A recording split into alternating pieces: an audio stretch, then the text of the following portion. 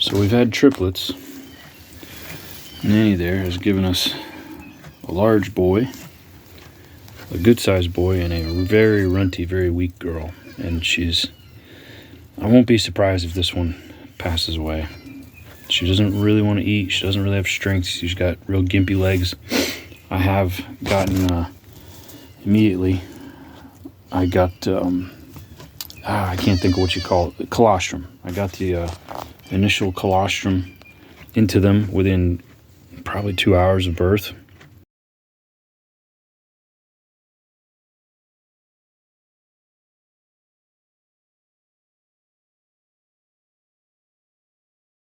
Pretty good amount of it, so I'm confident that that's sufficient.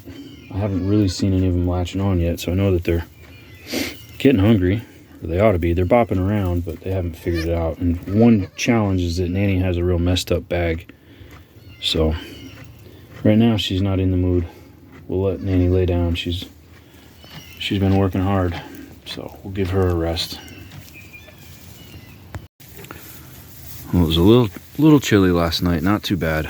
We got 2 bucklings. Both have pooped, both have learned to suck.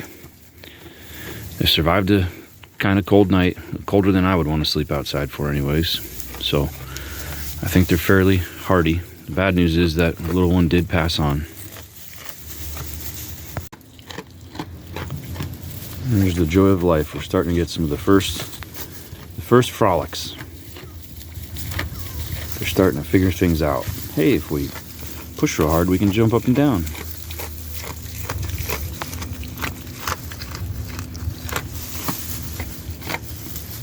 There's a cutie.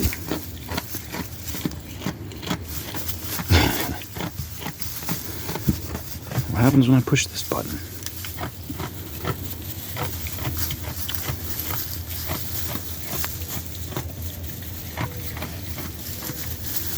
And now begins the process of driving mommy crazy. I gotta head out back to take this little one. But these are my first deaths with livestock, other than chickens. Chickens die if you look at them wrong. You buy them 30 at a time and you can't tell them apart. It's not an emotional thing. It's just, oh, there's another chicken I gotta fling over the fence. Another flattened, suffocated chicken.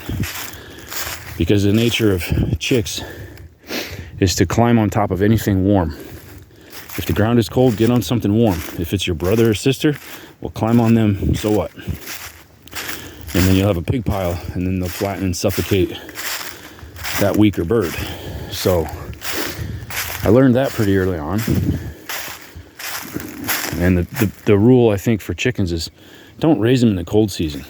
Don't buy hatched young baby chickens in the cold season.